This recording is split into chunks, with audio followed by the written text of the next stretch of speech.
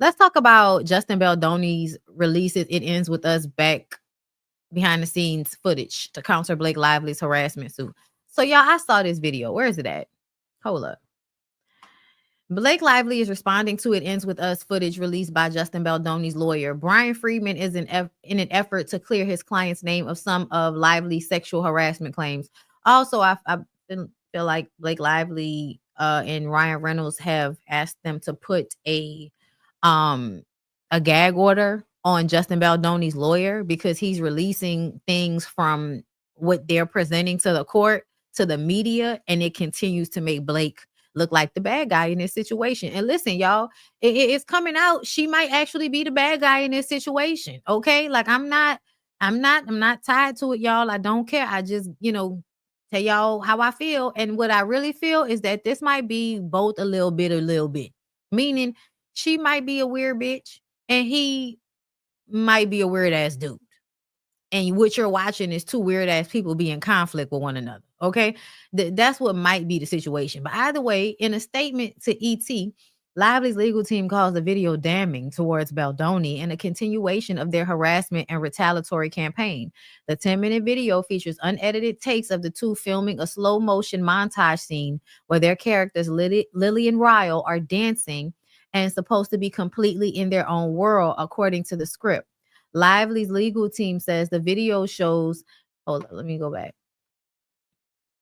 Her legal team says the video shows Mr. Baldoni repeatedly leaning in toward Miss Lively, attempting to kissing her forehead, rubbing his face and mouth against her neck, flicking her lips and with his thumb, caressing her, telling her how good she smells, and talking with her out of character. Every moment of this was improvised by Mr. Baldoni with no discussion or consent in advance and no intimacy coordinator present. So I want to talk about the intimacy coordinator right quick because I feel like there's something we're low-key missing from this whenever I hear it discussed. She didn't care about the intimacy coach because she didn't want to meet with it beforehand. And it's like, so because she didn't meet with them beforehand, does that mean that there shouldn't have been one there? That's one thing, okay? Because to me, just because I didn't meet with him beforehand or meet with them beforehand doesn't mean there shouldn't be one when I arrive on set to film. Just saying. I feel like she definitely might have been being difficult with the way some of these things are expressed about her not coming to have these meetings and, having people come to her and, just doing shit in a way that felt very like, I have a baby and so I can't come. Can they come to me? Like that. What else? Every moment of this was improvised by Mr. Baldoni. We saw that any woman who has been inappropriately touched in the workplace will recognize Miss Lively's discomfort. They will recognize her attempts at levity to try to deflect the unwanted touching. And that's what I wanted to say. So I know a lot of people in the comments are saying that no, she's whining, and I feel two ways. So okay,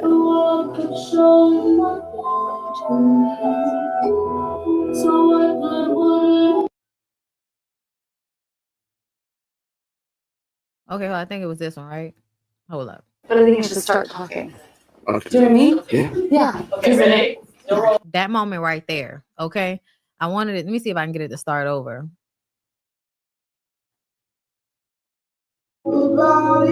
Just let's do like our lips are right next to each other. But I think you should start talking. Okay. Do you know what I mean? Yeah. Yeah. Don't give it to them. They want it. Don't give it to them. Just keep restraint. Yeah. Just do a little bit of restraint. Right, come on back. Okay. So 2 things.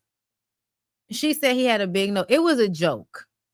To me, what she said in a clip about his nose, that was a fucking joke. She didn't tell him he needed to get a nose job. It was a joke. I don't know why people are always taking Blake Lively's dry humor. Like they're not, usually when she's doing that and people are like, oh, she's being a bitch. It's like a fucking joke. Like, I don't know why everybody doesn't catch that she has dry humor, but that's not even the point here. The point here for me is that in the moment when he goes to like go close to her, he said he want their mouths together. And she says, why don't we just talk? Yeah, let's just talk. You know what I'm saying? To me, that was showing I'm uncomfortable with how close you are. So now I want to kind of deflect and do something else that can still get the point across. And then she tells him, yeah, they want it. Don't give it to them. The idea of not kissing so that you don't have to like showcase, oh, you don't have to give it to him. You don't get, yeah, it seemed as if she was trying to keep him from doing something that she didn't want him to do by saying that it would help the scene. That's what that seemed like to me. He's a director, so you hear him telling them what he wants them to get shots of, and then they move on to the next thing.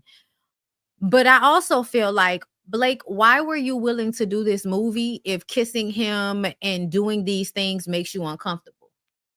And then that's why I have to ask, is there truth to some of the other accusations? Him talking about certain things, him bursting into the room. Like a lot of the things that he said in opposition don't answer the question, like busting into the room. She said y'all was busting into the room without knocking while she was breastfeeding.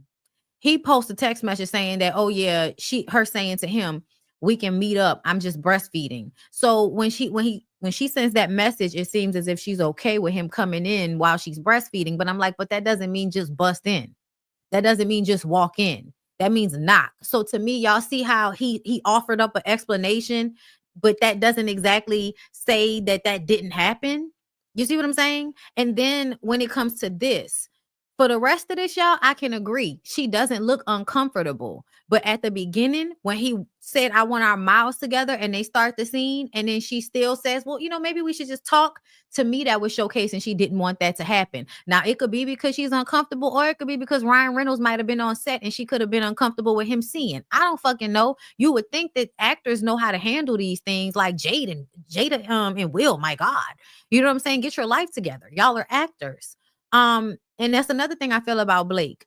Blake, why would you sign on to do this romantic movie if you were not okay with these moments where he is trying to, improv this moment that should be romantic? Like, you should be okay with him, doing these certain things because that's what's going to make the scene happen. So I'm just like, why would you even sign on to do this?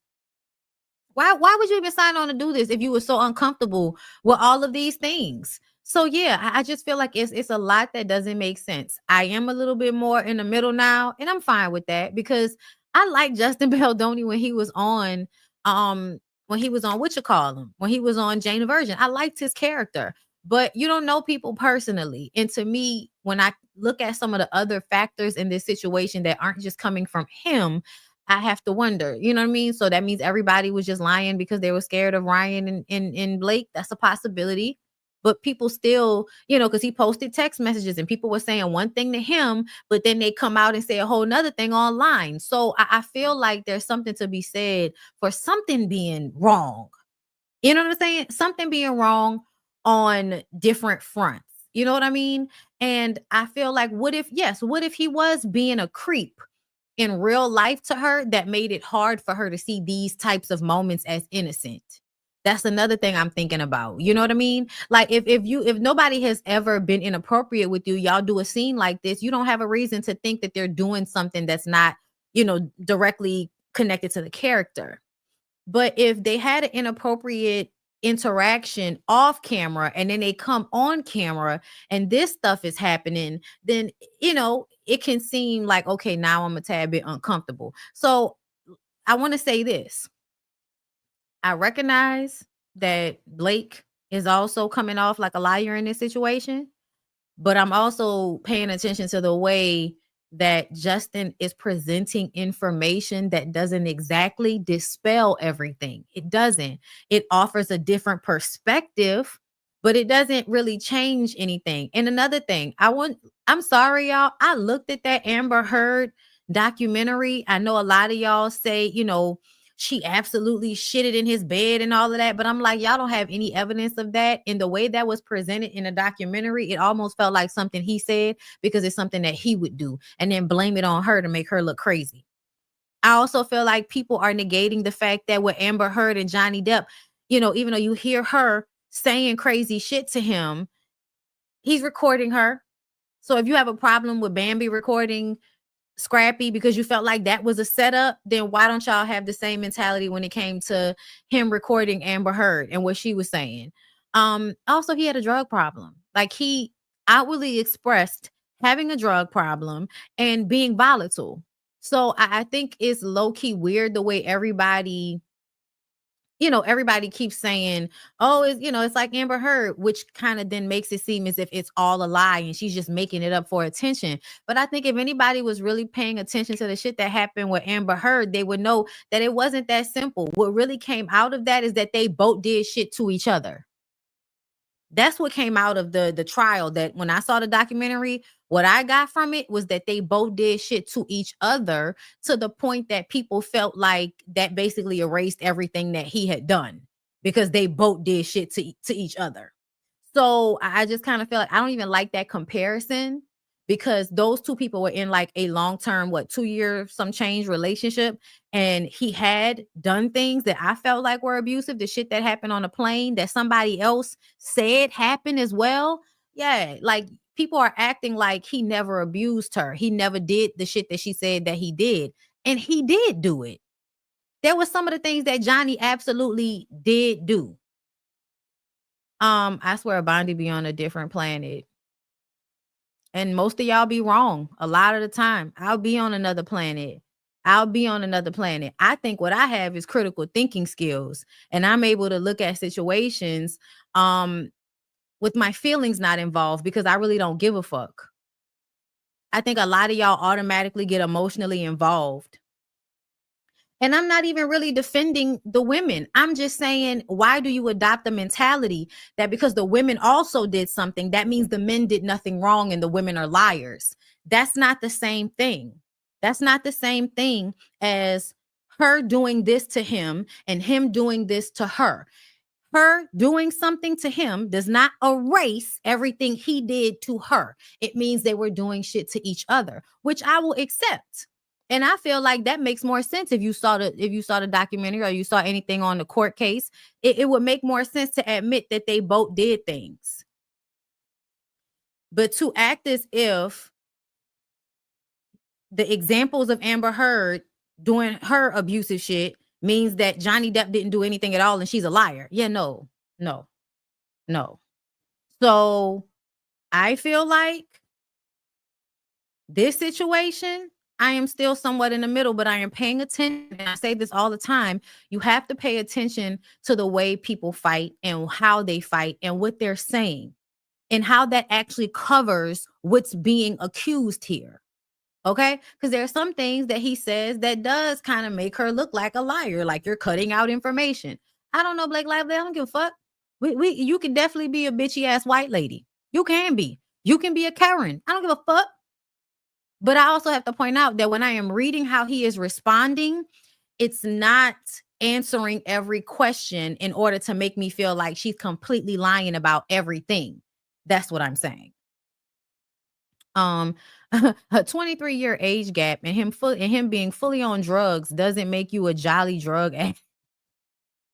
I forgot about that age gap. That was another thing. Like, you were purposefully getting in that relationship thinking that you were going to like mentally best that young woman. And I imagine that on some level she might have been just as strategic as he was. And that bothers people. Whenever y'all see women be strategic about, shit like getting evidence on how they've been abused, you like automatically assume they're now like faking the abuse because they knew in real time, I should record this because this nigga is fucking me up and people are going to act like I'm lying if I ever say it's happening to me.